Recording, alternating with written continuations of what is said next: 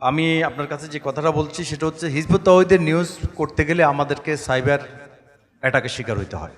এই বিষয়টা সম্পর্কে আপনার যদি কোনো প্রস্তাবনা থাকে সরকারের কাছে এটা একটু ব্যাখ্যা করবেন। আর আমার আরেকটা প্রশ্ন হলো, গুজবের দেশ বাংলাদেশ, এদেশে সংখ্যাগরিষ্ঠ মুসলমান, অসংখ্য ইসলামিক দল, ভিন্ন ভিন্ন আকিদাগত মতপার্থক্যর কারণে ভুল বার্তা ছড়াবে, এটা অস্বাভাবিক কিছু না। কিন্তু আমার যে প্রশ্নটা হচ্ছে সেটা হচ্ছে আলোচনার মাধ্যমে যে কোনো সমস্যার সমাধান করা সম্ভব, নিরসন করা সম্ভব।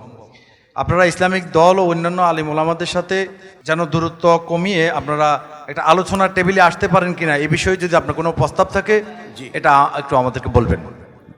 ধন্যবাদ। জি, আপনাকে অসংখ্য ধন্যবাদ। দেখুন, আমরা কিন্তু আলেম ওলামাদের সাথে প্রতিনিয়ত আলোচনা করার চেষ্টা করেছি। আমরা মসজিদগুলিতে গিয়েছি, মাদ্রাসায় গিয়েছি।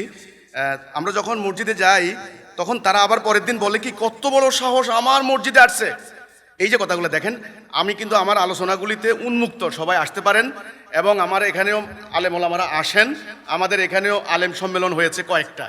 আমি গত অনুষ্ঠানে অন্তত 1000 আলেমকে দাওয়াত দিয়েছি, আসছেন মাত্র 120 জন।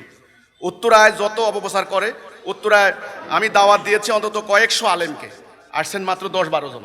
তো আসলে আমি দাওয়াত দিচ্ছি, তাদের সাথে আমি কথা বলতে চাই, আমি মত বিনিময় করতে চাই, এ ব্যাপারে আমি খোলা মন নিয়ে কথা বলতে চাই, আমার এতে কোনো আপত্তি নাই।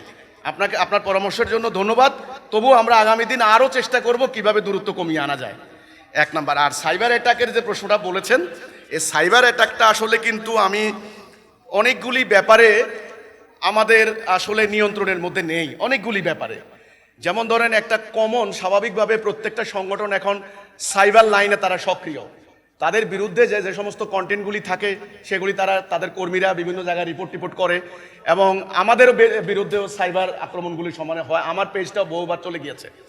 তো যেহেতু আপনারা গণমাধ্যমের সাথে আছেন, আমি এই ব্যাপারটা নিয়ে এনশিওর করছি ইনশাল্লাহ গণমাধ্যমের সুপরিচিত গণমাধ্যম এবং বস্তুনিষ্ঠ সংবাদ, যেগুলির ব্যাপারে আসলে কোনো একপেশে উদ্দেশ্য প্রণোদিত নয়, সেই ধরনের কোনো সংবাদের ব্যাপারে আমাদের কোনো সাইবার টিম বা আমাদের কোনো কর্মী বা আমাদের কেউ যেন কোনো ধরনের অনৈতিক বেআইনি কার্যক্রম করতে না পারে, সে ব্যাপারে আমি আপনাকে নিশ্চিত করছি ইনশাল্লাহ।